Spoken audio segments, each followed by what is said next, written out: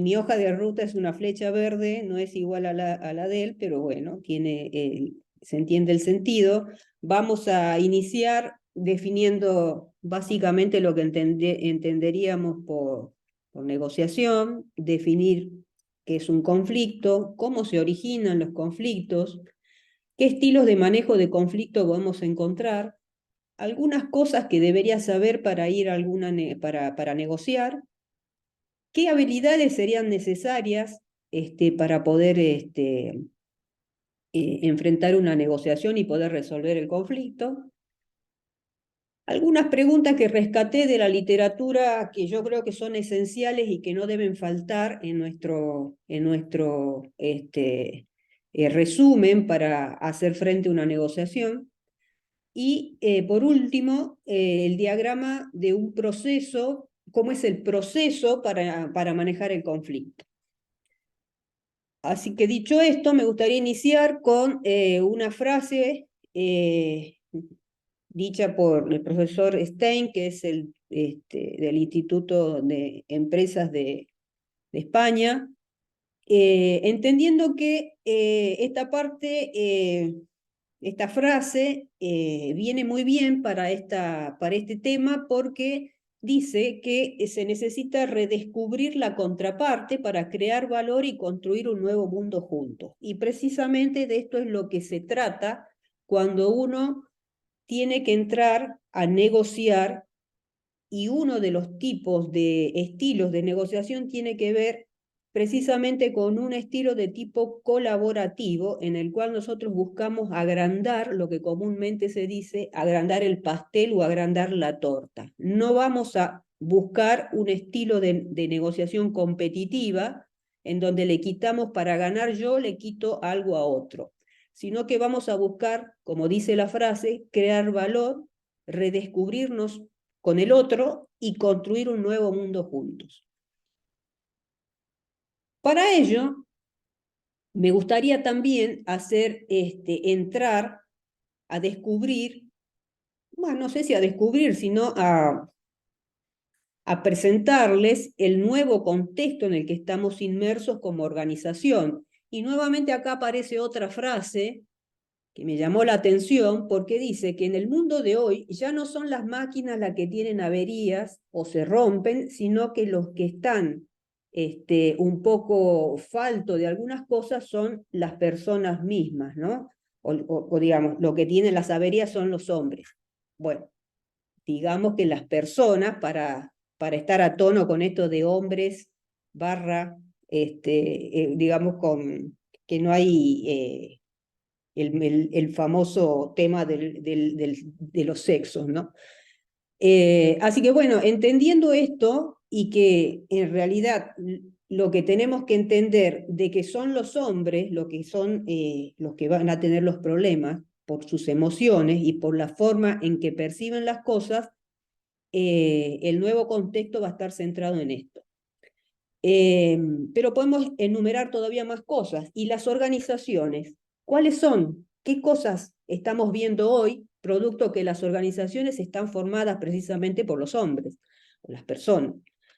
Bien, en estos días estamos encontrando presiones, problemas, disputas que generan fuertes tensiones emocionales entre las personas que la conforman. Y obviamente eso repercute en la organización en general. También sabemos que lo único seguro es que los cambios sociales que se están dando están tomando velocidad, y esos cambios en los mercados se transforman en que también esos mercados o los mercados que conocemos y lo que vamos a descubrir son muy inestables. También podemos percibir que estamos inmersos en un proceso de globalización, pero al mismo tiempo que hay una fragmentación. Entonces hay mucha gente o muchas verdades que están tenidas por inmutables. ¿Y por qué es eso? Porque existen empresas y organizaciones que frente a esta situación tienen que ser flexibles para poder adaptarse mejor a todo este entorno que estamos experimentando. Se debe avanzar de una manera creativa en estos mercados para anticipar las necesidades que están no resueltas para poder aprovechar las oportunidades, enfocarnos en esas necesidades. Por eso es importante también enfocarse en que la pauta que hay que seguir en las nuevas organizaciones es la resiliencia, la flexibilización y hacer foco en la innovación. Algunas causas de tensiones que provocan todos estos conflictos que se generan en las organizaciones o estos cambios que estamos percibiendo tienen que ver mucho con la información que está en el centro del debate social. Permanentemente estamos inmersos dentro de un mundo de información que nos está llevando a una situación cada vez más de tensión. Hay transición hacia valores emergentes, o sea, nuevos valores dentro de la organización, y eso también hace que la organización esté dominada por una multiculturalidad. Y como tal, no solamente hacia dentro de la organización, sino hacia los mercados con los cuales la organización tiene que interactuar o realizar transacciones. Esas diferencias de culturas se traducen en que hay gustos nuevos, mercados nuevos y nuevas tensiones sociales. Inclusive también hacia adentro de la organización, distintas formas de trabajar, métodos de trabajo y los hábitos son distintos. Y obviamente otra de las tensiones tiene que ver, que está asociada a la información, es la revolución digital a la cual estamos enfrentándonos.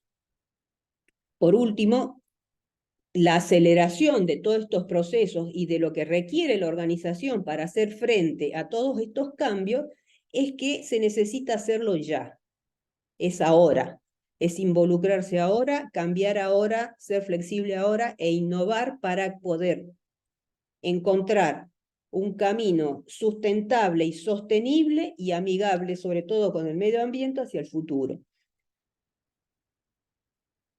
Y atendiendo a todo eso, me gustaría también hacerles introducir este concepto, que por ahí muchos lo conocerán, que tiene que ver con el capital intelectual, atendiendo a que dijimos que la organización está conformada por personas. Y como las personas van a ser tratadas como un capital o como un activo intangible. Y ese activo intangible va a estar dado por el valor que tiene del conocimiento, el valor de la persona en función del conocimiento que tiene, de las habilidades que adquiere esa persona y que en su actuar dentro de la organización le va a proporcionar una ventaja. Y esa ventaja se va a traducir en el logro de los resultados esperables por la organización. Por lo tanto, ese capital intelectual podemos entenderlo también como la suma de lo que sería el capital humano, el capital estructural y el capital relacional. ¿Por qué hacen esta división entre distintos tipos de capital? Porque el capital es la base de toda esta estructura. Sin capital humano, sin ese activo intangible que provea el resto, porque el capital humano va a proveer del capital estructural y va a proveer del capital relacional. Pero para eso, este capital humano tiene que aprender, desarrollar nuevas habilidades.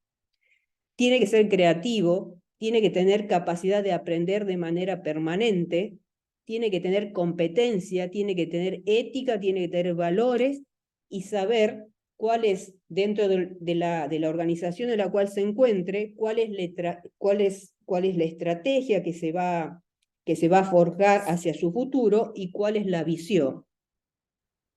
Con todas esas cosas, este capital humano va a poder trasladar para conformar dentro de la organización lo que se denomina capital estructural. Y este capital estructural, o comúnmente llamado conocimiento explícito, Es cuando el capital humano transfiere a través de procedimientos, de normas, de patente, marca, procesos, todo ese conocimiento y esas habilidades hacia la organización. Y eso se llama capital estructural. Y después está el capital relacional, porque la organización se tiene que relacionar con el resto, hacia adentro y hacia afuera. Y en ese capital relacional va a estar metida la habilidad que yo tenga para poder solucionar conflictos o para poder negociar. Y así que las relaciones va a tener que estar dadas con lo que en administración se llama y se usa de manera frecuente, relaciones con las partes interesadas, tanto internas como externas de la organización. O comúnmente lo pueden encontrar como los stakeholders de la organización. Finalmente, dentro de este esquema, lo que se va a tratar de hacer en una organización, o lo que debería tratar de hacer la organización, es maximizar este capital intelectual, o sea, maximizar este conocimiento, este aprendizaje en habilidades y capacidades para poder innovar o resolver los problemas a los cuales la organización se tiene que enfrentar. Por último, la compañía o aquella organización será tan buena como lo sea el talento que lo conforme. Y para ello será necesario atraer el mejor talento allí donde sea que se encuentre. Y ese donde sea que se encuentre puede ser en distintas partes del mundo, porque uno puede trabajar de manera virtual, que ya quedó demostrado.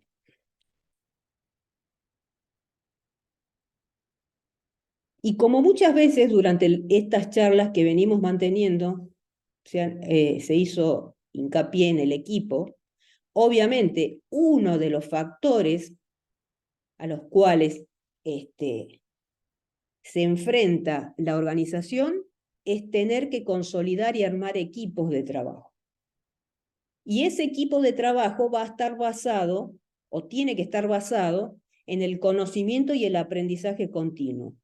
Porque muchas veces a lo largo de todas estas charlas estuvimos hablando de que hay que, el tema de las competencias, tengo que tener habilidad, capacidad y actitud para poder enfrentarme a los nuevos problemas, para poder detectar necesidades nuevas en el mercado y para poder relacionarme con esas partes interesadas. Entonces, este proceso es un proceso básico de conocimiento y aprendizaje continuo que luego se va a traducir en una gestión de los procesos y que me va a brindar a mí capacidad organizacional. Con esto voy a poder tener una visión ágil e innovadora. ¿Por qué? Porque voy a estar viendo las partes interesadas de la organización, voy a estar viendo las necesidades que no están satisfechas y voy a identificar esos stakeholders que rodean a la organización que me van a permitir a mí poder analizar esa relación con estos stakeholders para poder, con el propósito de fortalecer y consolidar vínculos asociativos, de negocios, de transferencias tecnológicas, de lo que mi organización haga. Y finalmente, para aquellas organizaciones que se dediquen a transferir o a la I+D+I, por ejemplo, van a tener una fortaleza, dado que si nosotros podemos desarrollar este proceso, los proyectos de I+D+I que estén en danza van a poder tener una buena aplicación en el mercado. O sea, se van a poder trasladar al mercado, van a poder solucionar necesidades insatisfechas, y eso es lo que me va a brindar a mí desde el conocimiento, decir que ese conocimiento que se tiene en la organización finalmente va a estar aplicado. Y no solamente va a estar escrito y va a quedar escrito en un papel, que es lo que muchas veces pasa en los ambientes de investigación y desarrollo cuando realizan investigación, por ejemplo. Hacen investigación pero no se centran en lo que las partes interesadas del centro de investigación necesitan. Por ahí investigan lo que a los investigadores les interesa, pero no lo que la sociedad necesita. Entonces, ese conocimiento que generan, no todas las, no todos, por supuesto, muchas veces quedan en un cajón, con lo cual ese conocimiento no se ve plasmado en la solución de las necesidades. Bueno, la idea, estaríamos pensando que la idea de esta apertura de saber identificar cuáles son las habilidades para manejar una negociación, diríamos, bueno, tendríamos que desarrollar habilidades, capacidad de gestión, prácticas de liderazgo, pero la realidad es que lo que hay que enfocarnos es tratar de desarrollar aquellas habilidades que a mí me permitan buscar un acuerdo mutuo a través del diálogo, a través de la comunicación, para poder superar los obstáculos que se presentan y de esa manera crear un ambiente positivo con el resto de las personas que trabajan en el equipo o con la otra parte involucrada en el caso de que haya una negociación en danza. Pero acuérdense siempre, lo que hay que buscar es un acuerdo mutuo a través del diálogo.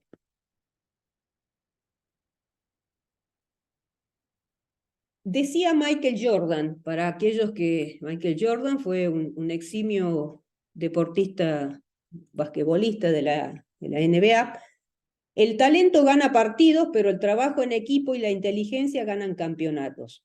Fíjense lo importante en todos los aspectos es el equipo. Pero resulta que uno dice, ay, sí, hay que armar equipos, pero resulta que buscar equipos, encontrarse con personas que sean afines, que tengan los mismos objetivos compartidos,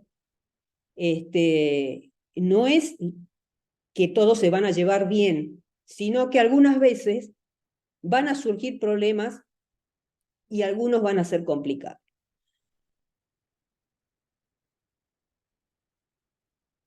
Y entonces acá está bueno que surjan desavenencias, porque no tiene por qué las personas que conforman el equipo estar de acuerdo en todo. Lo importante es que cuando surjan esas desavenencias, haya alguien o los mismos integrantes de ese equipo que puedan tratar de resolver los inminentes conflictos que puedan surgir, pero tratando de mantener el buen clima laboral, porque de esa manera se puede seguir trabajando con productividad y rendimiento general. Ahora, fíjense, acá tengo un esquema, que podríamos decir, bueno, según la página que ofrecen becas y hacen escuelas de capacitación de la Universidad de Santander. Pone esto, tipos de conflictos laborales a los cuales nosotros nos podemos enfrentar. Seguro muchos de ustedes se habrán, algunos de estos habrán tenido la posibilidad de enfrentarse. Por ejemplo, fíjense, los tipos de conflictos laborales pueden ser de acuerdo a su alcance, y acá, de acuerdo a su alcance, podemos decir, a lo mejor está afectando la estructura organizativa de la empresa. Hay un conflicto que afecta a la estructura organizativa de la empresa.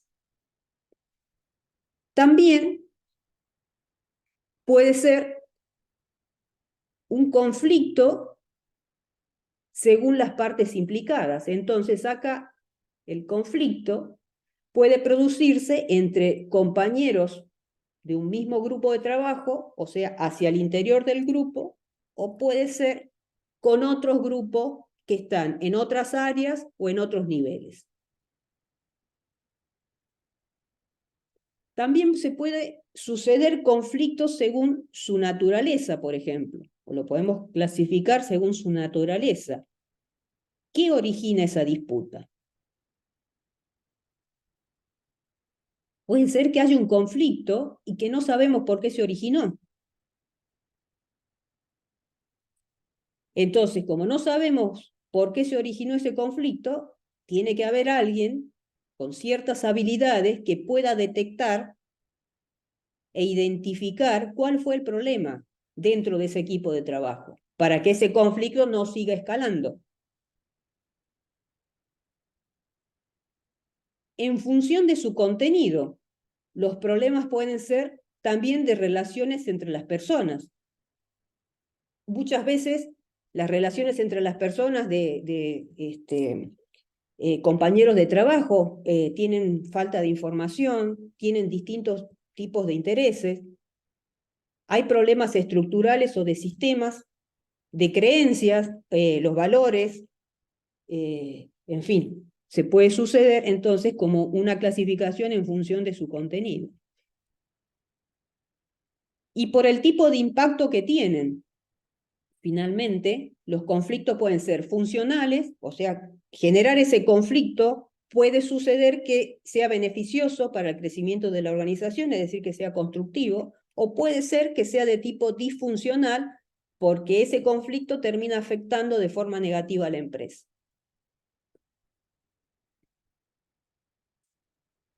Una clasificación es esta entonces, tipos de conflictos laborales. Ahora, ¿qué medidas? Algunas medidas de las tantas que pueden encontrarse en la literatura para prevenir esos conflictos laborales. Obviamente, como dijimos que hay que centrarnos en el diálogo y el diálogo hay que centrarse en la comunicación. Por lo tanto, debemos tener una buena comunicación interna. Y yo diría no solamente interna, sino también externa, ¿no? Hacia el exterior de la organización. Y esto que tiene que, si nos enfocamos hacia la interna, hacia el grupo interno, hacia el equipo, esto significa que tener una buena comunicación interna tienen que quedar claro cuáles son las funciones y las tareas de cada integrante de ese equipo.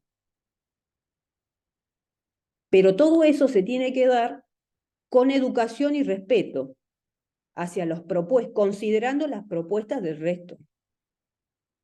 Acá es muy importante esto, porque ¿cuántas veces hemos estado en presencia de equipos de trabajo en los cuales no queda clara lo que tiene que hacer y los plazos con los cuales se tiene que cumplir determinada tarea? Y se generan conflictos, porque a lo mejor tenían que entregar algún trabajo, no se hizo porque no se supo no quedó claro por cuánto tiempo tenía para hacerlo, ni lo que debía hacer. Y del otro lado, no se animó a preguntar porque a lo mejor esa persona consideraba que preguntar no sé, era un pecado. Por eso, buena comunicación interna. Propender a la participación del resto del equipo. Definir la política de empresa. Bueno, definir la política de empresa tiene que ver, está relacionado con lo anterior, tiene que quedar claro cuáles son las responsabilidades que tiene cada trabajador y los objetivos que se deben cumplir. Tener empatía, perdón, tener empatía sobre todo, para poder llevar adelante todas estas cosas que estamos comentando, es necesario ponerse en el lugar del otro. A ver qué piensa, ¿por qué? ¿Por qué llevó a que tenga una posición determinada? ¿Qué es lo que hace que esté percibiendo de alguna manera distinta y que pueda estar naciendo un conflicto inminente? Me tengo que saber poner en el lugar del otro. ¿Por qué? Porque si yo me pongo en el lugar del otro, podría evitar problemas laborales futuros. Y luego, otra medida que se puede poner en práctica son los espacios de diálogo y de negociación.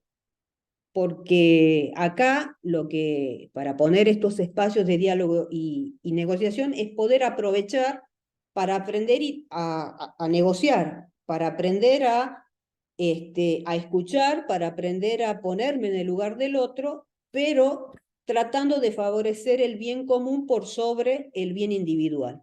De esa manera llegamos a un acuerdo.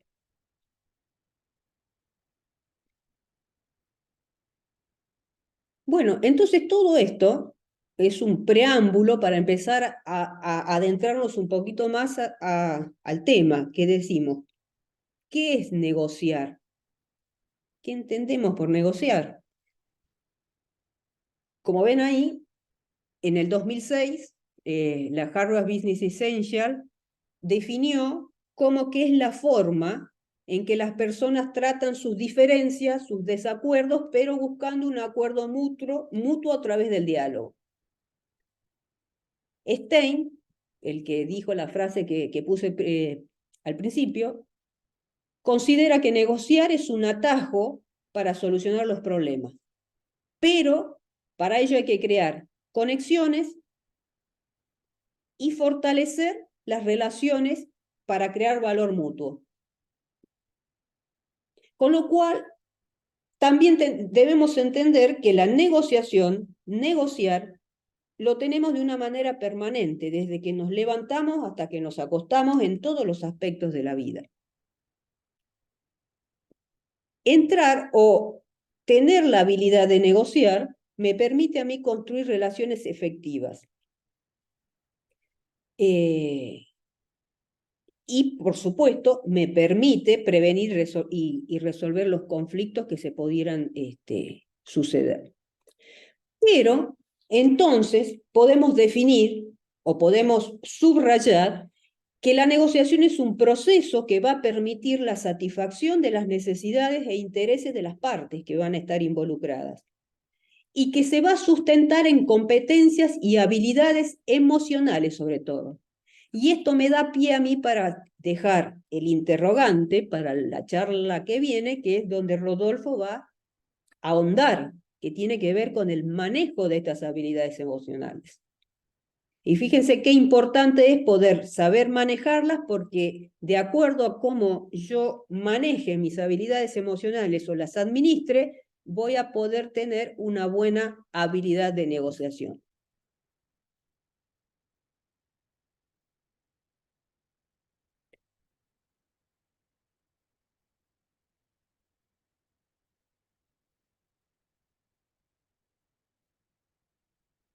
Y bueno, y entonces vamos a la otra parte. ¿Y qué pensamos que es el conflicto? Bueno, también el conflicto va a estar siempre presente en las relaciones humanas y además surge de manera natural porque como somos personas, tenemos intereses y divergencias de objetivos, metas distintas, con lo cual es natural que haya conflicto. Y tener conflicto no significa que sea bueno ni malo. El conflicto está. Ahora, el tema es cómo poder administrar y solucionar ese conflicto y tratar de que ese conflicto no escale hacia una situación de violencia. Pero fíjense que hay otra definición de conflicto que también llama la atención, o por lo menos a mí me llama la atención, que dice que es la frustración que siente una persona porque hay una oposición o un obstáculo que se pone, que se pone en el camino para lograr el objetivo que yo quiero. ¿No? Fíjese esa sensación de frustración, por eso de ahí viene cómo tengo que manejar mis emociones para manejar ese conflicto. Y entonces, planteado esto, ¿qué posición tengo yo? ¿Qué posición adoptaría yo frente al conflicto? ¿Cuál sería mi posición frente a un conflicto? Bueno, resulta que podemos tener dos extremos: evitar el conflicto o hacer frente al conflicto o buscar el conflicto. O podemos movernos en el medio. Y eso va a depender de la habilidad que yo tenga para poder manejar ese conflicto, porque por ahí hay gente que no tiene o no se siente capacitada o no le gusta y entonces evita la situación conflictiva. Y hay otros que se sienten con una capacidad de manejo de conflicto y lo enfrentan. Pero el eje central va a estar dado, o el reto que se va a plantear va a ser: ¿cómo tengo que aprender a enfrentar y resolver esos conflictos de una manera constructiva y que no sea violenta? Ese va a ser el gran reto que nos tenemos que plantear.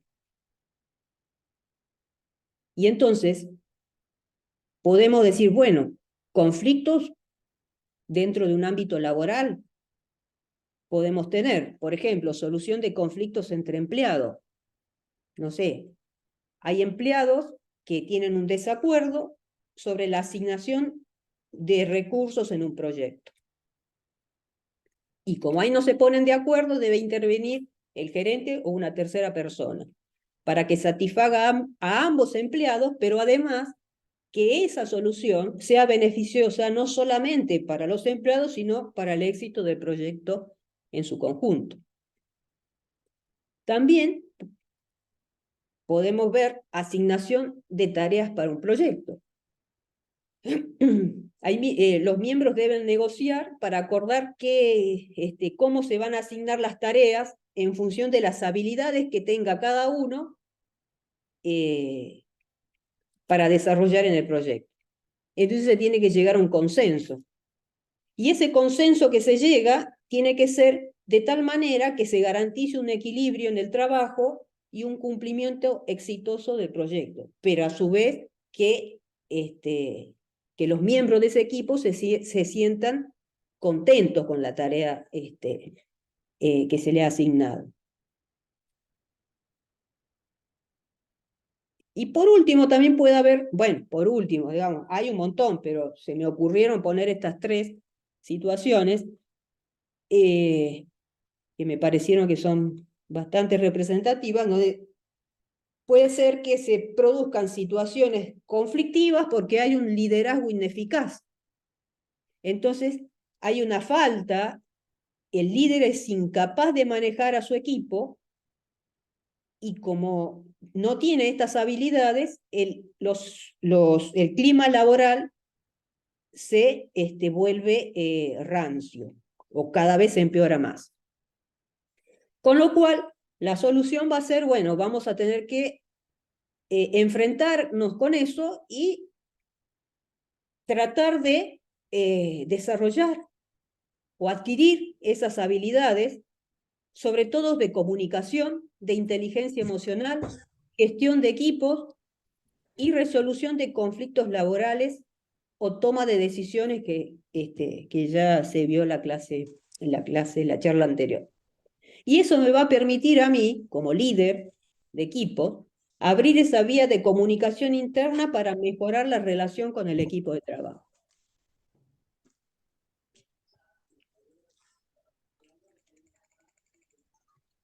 Bueno, yo puedo resolver los conflictos, esta es otra manera de enfrentarlos. Si decido enfrentarlos, puedo resolverlo desde el poder, desde mi situación de poder. Puedo enfocarme en resolver los conflictos viendo los intereses de las partes, o puedo atenerme a resolver el conflicto en función de las reglas y las normas que imperen dentro de la organización.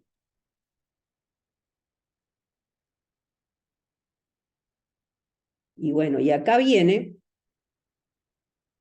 la historia, y acá viene el video. No sé si acá alguien quiere expresar alguna situación que se planteó en su lugar de trabajo, en su equipo, en su organización. No sé si hay algo que les roza y que les haya llamado la atención antes de contarle esta historia.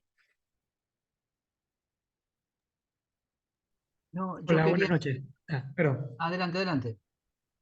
No, nada más quería aportar, si se puede o si se quiere, que que la actitud de los participantes frente al conflicto también es como un ítem que hay que tomar en cuenta, ¿no? Porque a veces ocurre un conflicto en la organización y hay una posición neutral, hay una posición agresiva o activa, digámoslo así, y hay una posición pasiva.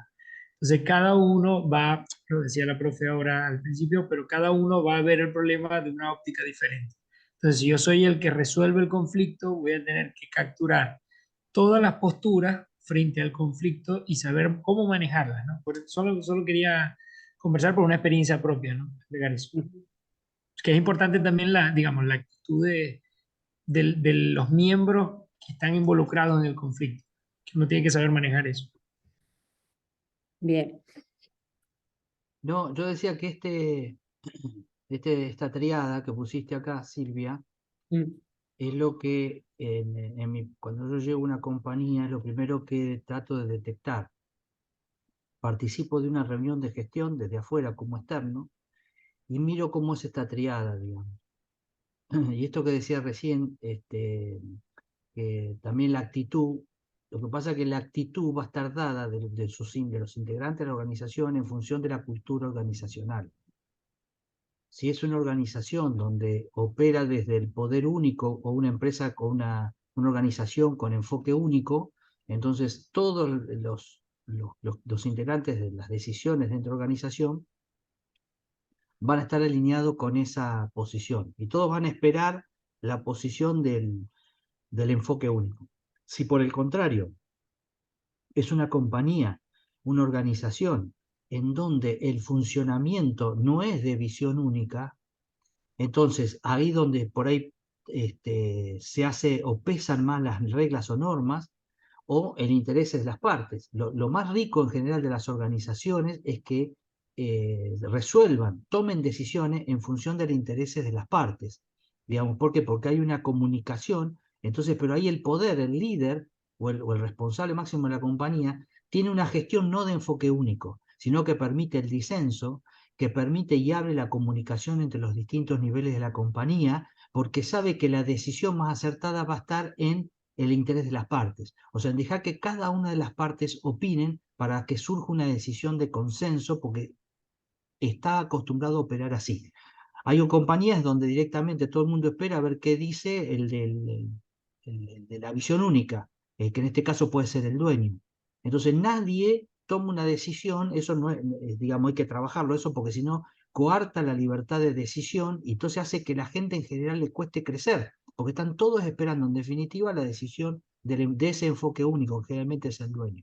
Entonces el estilo organizacional tiene mucho que ver con esta triada, digamos. Cuando las organizaciones son muy, muy grandes, hacen mucho foco en las reglas y normas, porque no pueden, digamos, dejar que cada uno o por ahí las decisiones se demorarían mucho, en el caso de Chile, donde yo tuve tanto tiempo, hacen foco en las reglas y normas. Por eso uno dice, llamás y te dice organización, Techi, habla de la organización, de las reglas y las normas, porque la organización es tan grande que es difícil poder tomar y congeniar o tomar decisiones de todas las partes, digamos, ¿no? Porque es una organización grande. Entonces hacen foco en las reglas, a pesar de que hay decisiones que se toman, digamos, de conjunto. Pero bueno, esto hace, esta triada que pusiste acá es muy interesante porque es lo que yo trato de detectar cuando llego. ¿Qué organización? ¿A qué me estoy enfrentando? ¿Qué es lo que debo cambiar? ¿Es una organización de enfoque único? ¿Es súper reglamentarista? ¿Es súper regla, súper norma y nadie se mueve y se aparta de acá? ¿O es una empresa que trabaja más con los intereses de las partes, donde todo el grupo tiene un grupo de gerentes de muchísima confianza, en donde cree que la mejor decisión va a ser la participación de todos? Muchas veces solo el dueño, el líder de la compañía, sobre todo en compañías chicas, en compañías pyme, lo noto mucho donde a veces se corre de la decisión operativa y deja que trata y fuerza que resuelvan los mandos medios o los gerentes. Entonces, bueno, en una compañía esa genera que la gente crezca mucho porque se acostumbra a tomar decisiones. En una compañía pyme donde el que decide es el dueño, y bueno, son todos meros operadores, digamos, ¿no? Esto hace frustrar muchas veces porque hay menos posibilidad de tomar decisión, de aprender a tomar decisiones, de crecer, en fin. Pero bueno, esta triada me gustó mucho, Silvia, te felicito porque habla de lo que yo trato digamos, de descubrir cuando llego a una organización, digamos, a una empresa nueva. Así que bueno, me gustó, me dio Bueno, para comentar esto. y bueno, precisamente esto, la idea es que cada charla anterior se vaya dando pie para el próximo y que para que los oyentes o los participantes vayan viendo cómo se va encadenando todo el proceso, qué es lo necesario, porque en definitiva, ¿qué es lo que decimos? Nosotros lo que queremos es abrir la mente para empezar a desarrollar o adquirir esas habilidades que son tan necesarias para poder hacer frente a estos tipos de conflictos que se dan de manera, bueno, como dijimos, se dan todos los días. Y en general, como estamos, la tendencia es hacia, no hacia grandes compañías, como vos decís, digamos que son más, este, más rígidas, sino hacia pequeños grupos de trabajo que son flexibles. Y en esa flexibilidad hace que los conflictos se puedan manejar o se puedan orientar tal vez, que sería lo más adecuado, hacia los intereses de las partes, por el tamaño, ¿no?, de los grupos. Por ejemplo, a mí en el tema de investigación y desarrollo, que es donde yo, bueno, conozco y por una experiencia personal, cuando yo me mandaron a un grupo de investigación, a un centro CONICET, caí ahí y claro, a mí nadie me dijo, no me explicaron, o ni siquiera, digamos, yo necesitaba que me expliquen, pero sí que me digan cómo funciona ese equipo de trabajo. Quién era cuáles eran mis responsabilidades, cuáles eran mis objetivos que tenía que cumplir, qué esperaban de mí, nada, me dejaron ahí y arreglate. Entonces eso para mí fue un choque porque no sabía qué hacer, no sabía cómo se mueve la idiosincrasia, la cultura que vos decís. Es impactante no saber en dónde caes, o por lo menos alguien que te diga, mira, el organismo, aunque sea medio ya que se está dejando de lado esto de las estructuras de organigrama y demás, pero nadie me mostró un organigrama, mira, el director está acá, abajo hay estas áreas, nada. Entonces uno cae desubicado y no sabe dónde está. Y eso pasa mucho en los centros de investigación. Bueno, entonces, a menos que alguien quiera contar algo, paso a ver el tema del video, o la historia esta de la naranja, que es muy conocida para explicar el tema de las negociaciones. No, justo me pasó algo similar, pero yo estuve en un grupo en el que como que el líder no accionaba contra ningún conflicto, entonces al final todos terminábamos haciendo lo que nos parecía, porque faltaba como la mediación, diría yo, más que accionar en el momento que ocurría algún problema, ¿no? O falta de quizás poner orden, ¿no? Que a veces hace falta cuando, no sé, se rompen las cosas o cosas se arruinan o hay servicio tercero, ¿no? Y teníamos justo eso en mi grupo y en el grupo de enfrente era todo como muy, lo que dijeron recién de que era una sola persona tomando todas las decisiones y al final todos los que eran doctorandos o doctores se terminaron yendo para algún otro lugar, pues como que no se sentían incluidos, digamos, justamente Claro, porque nunca podían tomar decisiones de ningún tipo y yo creo que cuando uno es profesional y entra a un trabajo así, vas como con la idea de formarte también en eso, ¿no? sí, es que los centros de investigaciones en particular tienen una falencia, que Sí, sí. ellos tienen que dirigir gente, pero son científicos. Y el científico tiene su habilidad investigativa, pero le falta toda la parte de liderazgo, de negociación, de conflictos, toda esa parte. No las Sí, tiene. sí, tal cual, sí. Y así ves, por ejemplo, el INIF está todo destruido, pobre, porque está con los pisos levantados, las ventanas todas rotas, y está así hace 15 años, más o menos. No es que es de ahora. Pero también es falta de acción, ¿no? O de liderar, va, definitiva. Así es. Bueno, entonces, de lo